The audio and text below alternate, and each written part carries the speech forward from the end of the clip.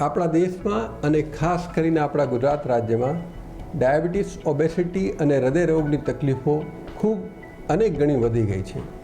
અને આ વધારાનું મુખ્ય કારણ છે આપણી ખોટી જીવનશૈલી. આપણા આહારમાં તકલીફો, આપણે યોગ્ય કસરત નથી કરતા, આ કારણસર આ રોગ વધવા પામી રહ્યા છે.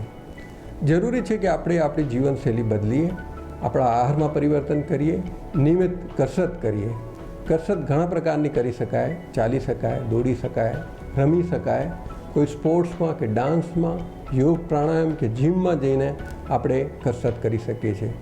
દરેક વ્યક્તિએ નિયમિત 40થી 45 મિનિટ અઠવાડિયામાં 5 વાર કસરત કરવી જોઈએ. કસરત કરવાથી આપણે ડાયાબિટીસ, હૃદયરોગની તકલીફોને નિવારી શકીએ છીએ. અને પુખ્ત વયના વ્યક્તિઓએ એકવાર પોતાના હૃદયનું પરીક્ષણ કરીને આ કસરતનો પ્રારંભ કરવો જોઈએ.